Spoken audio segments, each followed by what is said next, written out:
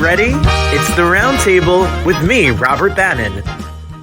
Welcome to the Roundtable, everybody. Happy Pride, everyone. Let's go. As part of our series here this month, where we're highlighting some of our favorite voices, and also at the Tribeca Film Festival at the same time. We're tired, everyone, but we are loving our life. It's so exciting that we get to be able to speak to such amazing inspirational figures. Calamia is firstly, I can't run from here to the corner, so I have a lot of questions. Secondly, I could walk. I'm a good walker.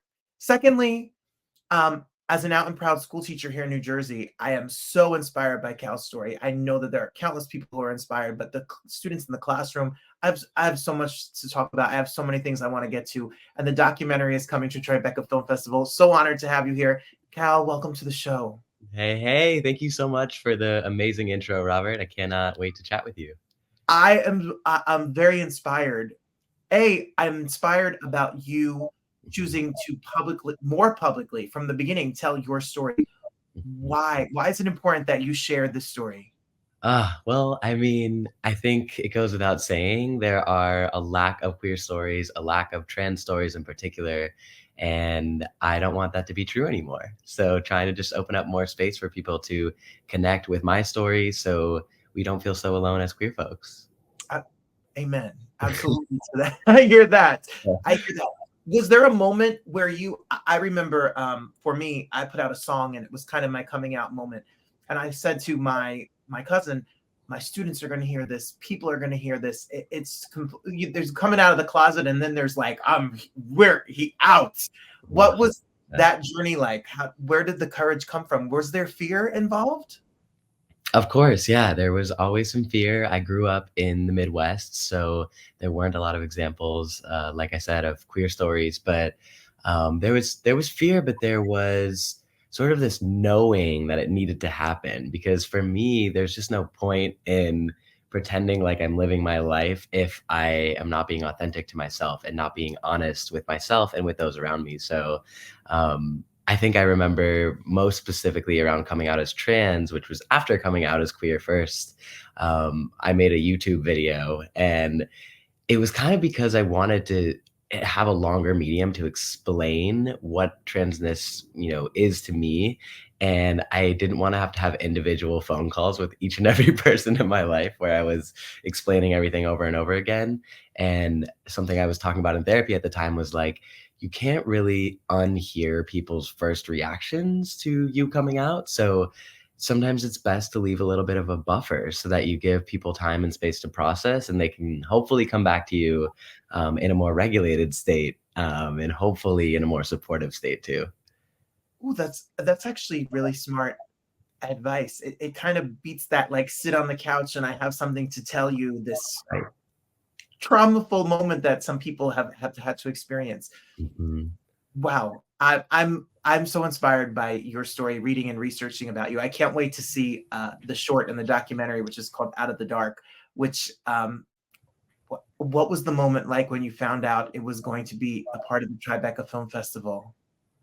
Oh, it was amazing. I was just having another work day, and I was working in a cafe, and Sarah Klein, one of the producers, called me and was like, "I have some news." And on the back end, like when you're a part of this, it's like, okay, cool, we have this film. Who knows when it's going to be released? And I wasn't even aware of all of the different places where the film was being submitted. So, you know, I'm newer to the film world, but when I heard Tribeca, I was like, well, I know what that is, and that seems like a pretty big deal. So it was just this amazing moment where I realized that the film was going to have more of a life than I maybe had initially envisioned for it. So that felt really special. And I do feel so excited to get to be at Tribeca and, engage with the film more and engage with people more around the film.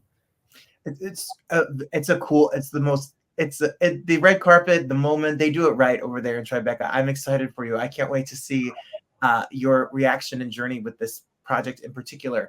So for you, I've read about you. You do poetry. You're an artist. You're an athlete. Mm-hmm. You're a teacher. Mm-hmm. How do you differentiate your life? Like, are Are you writing poetry and running and teaching? Like, what do you do all day, Cal? What is a day in your life like? Oh, these are the good questions. I mean, every day is different, and I think that is what is so special about what I get to do.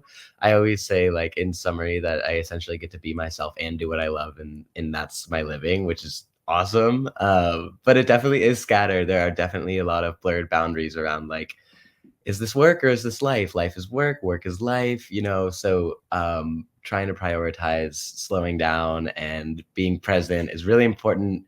But yeah, I'll wake up and go for a run with my run club, non-binary run club out of SF, which is so fun, all trans and non-binary folks. And then a list of meetings, just meeting with folks about the film, meeting with folks, regarding management, meeting with folks regarding upcoming speaking engagements, and yeah, trying to eat healthy, sleep well, plan out how to be an efficient athlete, but also how to build more community and how to show up and continue to tell my story and make more space for other folks to tell their stories too. It's so before we get deeper into this, follow on Instagram. It's your name, and then the same thing with the website. Go to the website, and the full story and all the information is on there. You as an athlete, before we talk about the political implications of what you do and all of the juiciness, but you as an athlete, when did you decide to run? Yeah, I mean, I started as a soccer player in kindergarten, and I feel like the soccer to running pipeline is actually pretty clear because I was playing, midfield, so I was running the whole game. And the whole thing was that my coaches, my teammates, everyone was like, Cal never gets tired. Don't take Cal out of the game. And of course, why would I ever want to go out of the game, right? So when I realized that there was a different sport that was just running, I was like, maybe I should give that a try. Maybe I'm decent at that. And so that was like 5th grade. So middle school cross country. And I've been really running mostly ever since. There have been some hiccups in the road as I was starting to understand myself and my gender. But other than that, I've been running since I was like 12. Well, I was joking about not being able to run. I was running when you feel good, when your body feels good, when your knees don't hurt. I'm old, Cal. I'm 40 years old. There's nothing like that. Oh no, there's nothing like good music and the wind blowing in your face, and you feel like you're flying. It's empowering. It really is. It's so empowering. And I think, like, especially for queer folks, we're so often pushed out of sports in general, trans folks who are told, like, actually, we're going to govern your body, right? Like, well, no, you're actually not. I am like a free bird, like, sprinting around, and there's nothing you can do about it. And, there have been, of course, in my life, instances where people have tried to do something about it. But that is something that I just refuse to bend on. Like, this is my sport. This is my movement. This is my liberation. And that's just something that shouldn't be taken away from any queer folks, any trans folks. Damn, you're going to make me want to go run somewhere. Ooh, this is how I get them. My sister-in-law has done the half marathon. She did the New York City Marathon. I've never been more proud to stand at the finish line and see Christina cross the finish line after, I don't know, for me, it felt like she ran 8,000 million miles. I don't know. I can't even imagine. That's the thing, right? I mean, and it's not even the marathon itself. It's the training leading up to the race where you're making all sorts of sacrifices and decisions around, you can't stay out actually. And you need to make sure you eat healthier than that. And all these miles, all these long runs that you put in just to get to the start line. But also shout out to you for being there and being supportive, because it really feels like it takes a village to get someone, across that finish line. Well, she just promised mozzarella sticks when it was over.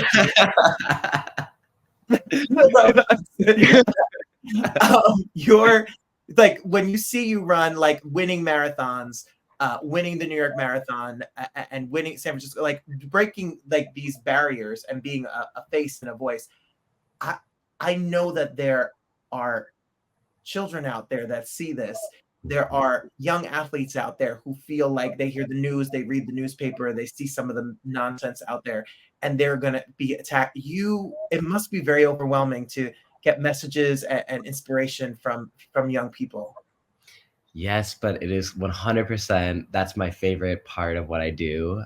Because if we go back to how we started this conversation, so much of my work feels like it revolves around the things that I didn't see and the things that I didn't hear, and how challenging that was. So to be able to be sort of an antithesis to that, and an antithesis to the negative press that's all over the news and in the media right now about trans people, here's a positive story of someone being who they are and doing what they love. And that is exactly my intention, is that younger folks can see that and think, oh, maybe there's more possibility than I initially realized, or maybe I can be who I am and do the thing that I love, and maybe no one can take that away from me. Maybe there are adults that are fighting for that for me right now. You know, that's where my heart is. And as an educator, I'm sure you can relate, right?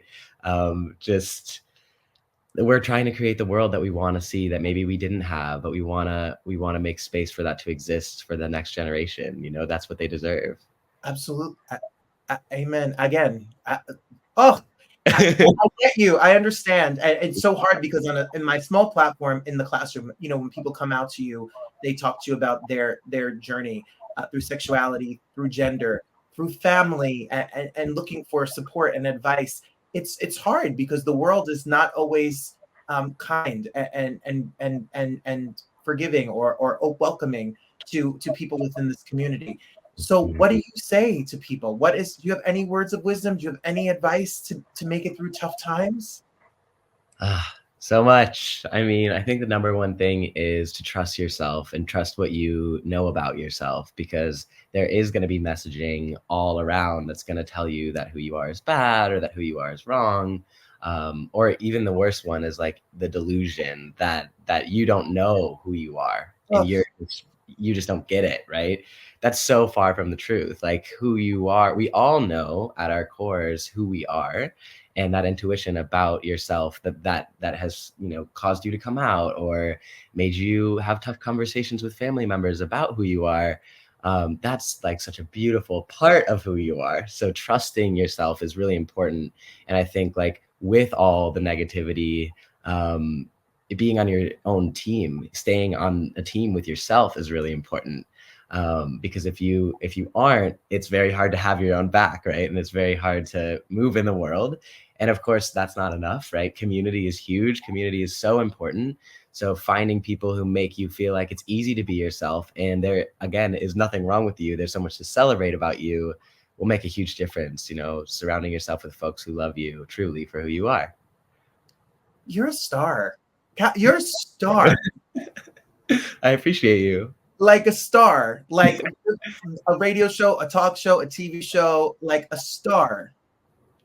You heard it here first. You get your cut. I'm ready. I'll take my 10%. I'll put it to good use. I promise. Star. What can you say about the political? How did this United States, I'm not trying to be political, the United States of America in 2024 make queer issues, trans issues, drag issues, pride issues across the board, and attack over 600 plus bills against the queer community this year, not last year when they started, this year alone has been tried to be passed. Mm-hmm. So what can we do as a queer community to kind of rise above? I mean, this pride is as important as ever to show community and show numbers. Robert, when you ask the question why, I think this is the first time I've had this exact thought, but in this conversation with you, it just feels so palpable that the reason why this is happening is because we're winning. Actually, it's because we're actually winning, right? It's because we do have a lot of progress in terms of queer inclusion and gender affirming care, and it's scaring people because we are also rallying with each other, with our communities, and it's making people freak out a little bit because they're like, am I gonna have to let go of some power that I have? And the answer is maybe a little bit. And I think the only thing that we can do, the only way forward is unapologetically and together. And that's just it. You know, we are going to keep doing what we're doing, despite the hate, despite the comments, despite the bills, right? Like the queer community is incredibly resilient. We always have been, and we always will be. And we are really not going anywhere. So hold tight. Here we come. And what is frustrating, and it's my sexuality and my journey and my gender, etc. is such a beautiful, important part of who we are. But there's a big giant, you can't hate somebody and want bad for people or not include people because of this one piece of, we're full human beings. We have full lives. Totally.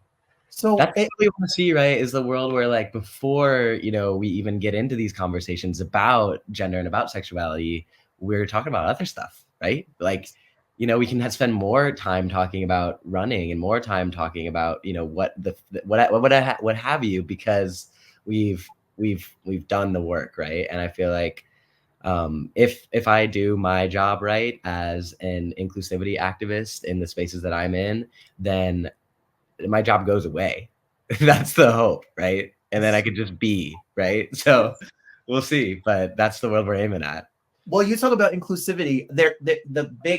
A lot of the talking points about athletes and especially in these times with trans athletes is about that it's unfair. There's makeups. There's this. There's that. How are you going to put them in the Olympics? How are they going to be in the same competition? What do you say to all of the people who think that you're not the same athlete as the person next to you, or etc.?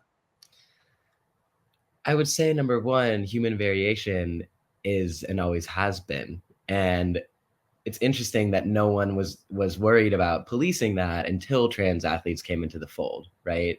And an example that I give, which I think is, just very fundamental, but like, we don't tell, first of all, there's no scientific information to prove that there are actually, these biological advantages associated with specific folks of specific genders or points in their transition, actually, right? More research is definitely needed. But say there were research that hinted at the fact that, there was some sort of advantage that was gender-based, then okay, there are so many different advantages that already exist in the cisgender population that we don't monitor. For example, basketball players. We don't tell basketball players, you know what? If you're over 6'10", that's just not fair, so you can't play, right? And also, just because you're 7 foot doesn't mean you're good at basketball. Mm-hmm. So, there are a lot of, it's very easy to draw this back to people are interested in excluding trans folks because people don't understand trans folks, right?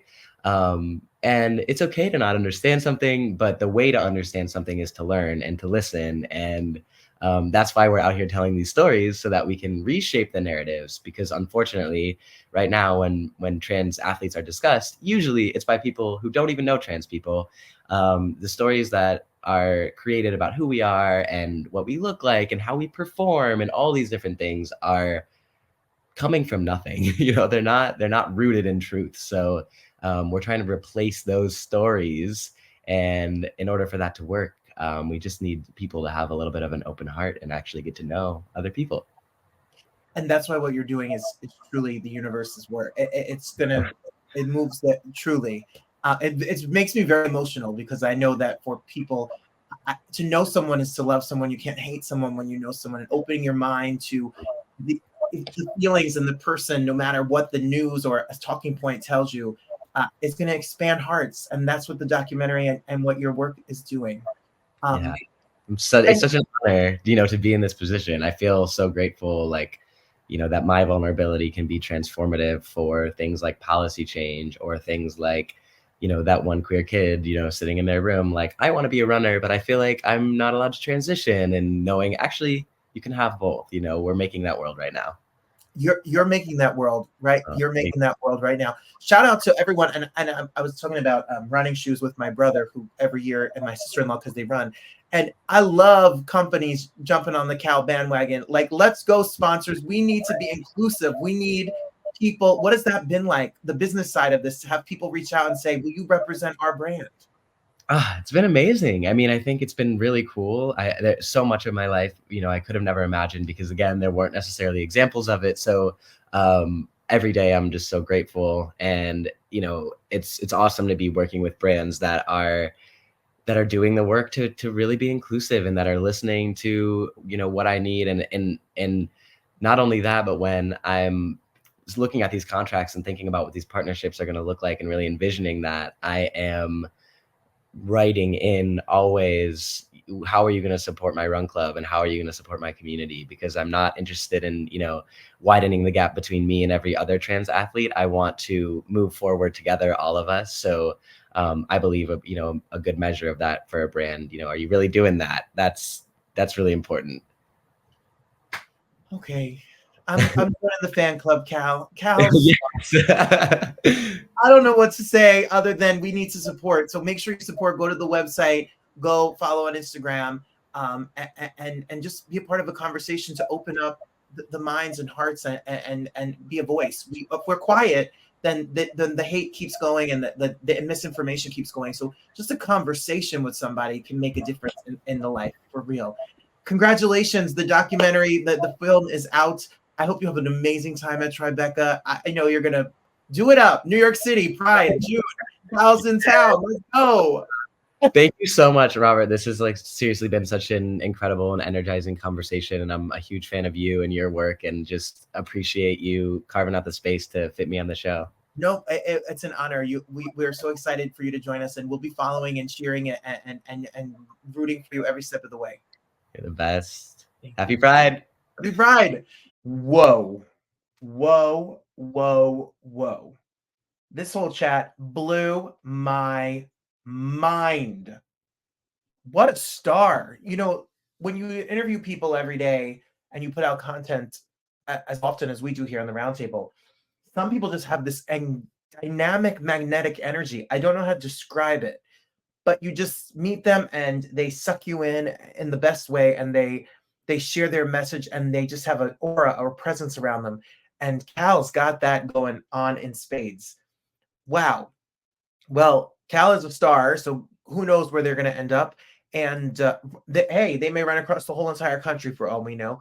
And shout out to the Tribeca Film Festival. We love to partner with them and be a part of the red carpet every single year in New York City with content and interviews. I'm not going to be here for the Tribeca Film Festival this year, so I have my Adrian, who usually runs camera with me, is doing her very first red carpet experience, and she's hosting it. And her husband, John, is going to run the camera, and she's so nervous. And I said to her, it's just a conversation. If I can do it, you can do it. And if I can create this messy show, you can create your own messy show in life. As the phone rings in the background. See? That's what I'm talking about. We are our own creators of our own universe. I want to shout out to my friend Cal. Thank you for being here. Thank you to everybody who made this happen. If you know somebody today who may be different, you don't understand them, they may be a gender, sexuality, religion, or a journey that you just don't get, show grace, show love, show tolerance and peace. Wouldn't you rather show some grace and love than be a hater, than be some of the negativity in the world? Let's all go out there and show love and kindness and compassion for people who may be different than us, because they're on their own journey and so are you. And I know we don't like it when people do it to us, and we shouldn't do it to other people. So to tolerance, to acceptance, to differences, to creativity, to love, to joy, to express yourself, as Madonna said. Happy Pride. Thank you for being here. Follow me at Robert M. Bannon on Instagram. Go to robertbannon.com for more information. I'll be popping up in Prides. I'll be singing. I'll be doing my thing. You can listen to my music on Spotify or wherever you listen to your music, including my song, I Think He Knew, which is my Pride anthem, and so much more. Make sure you say hello. Tell me all about what you think of our show. Until next time, love is love, and the best is certainly yet to come. Enjoy your day. Go be the light to somebody. Hey! Bye, everyone. See you again.